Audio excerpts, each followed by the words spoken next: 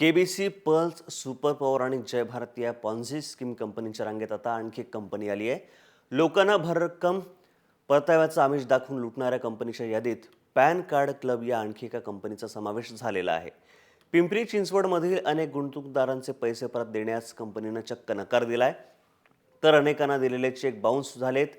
पैसे मिळत नसल्यानं हवालदिल झालेल्या गुंतवणूकदारांनी पॅन कार्ड क्लबच्या आकुर्डीच्या ऑफिसमध्ये गोंधळ घातलाय.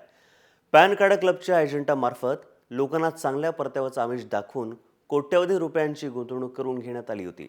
मुदत ठेवीचा कालावधी संपल्यानंतर गुंतवणूकदारांना पैसे देण्यास कंपनीनं असमर्थता दर्शवली आणि त्यानंतर लोक हवालदिल झालेत.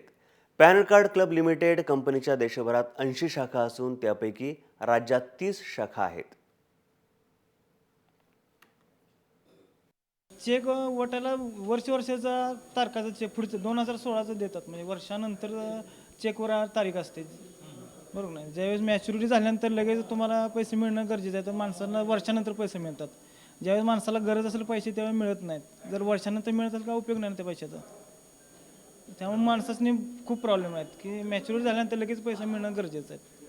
पॉलिसी जवळपास म्हणजे पॉलिसीचा टाईम संपून मार्च एंडिंगला पॉलिसी संपली. जुलैच्या फर्स्ट आठवड्यामध्ये जमा केली. अगोदर सांगितलं की अगोदर 3 महिने अगोदर तुम्ही द्यायला पाहिजे होती. त्यानुसार 3 महिन्याचा टाईम पण झाला. त्याच्यानंतर 15 ऑगस्टचे नंतर 16 ऑगस्टला या म्हणून सांगितलं.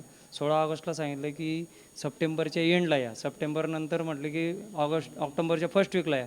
फर्स्ट वीकमध्ये आल्यानंतर 20 ऑक्टोबरला म्हटले चेक येऊन तुम्ही घेऊन जावा. त्यांनी नंबर वगैरे सगळं दिलं.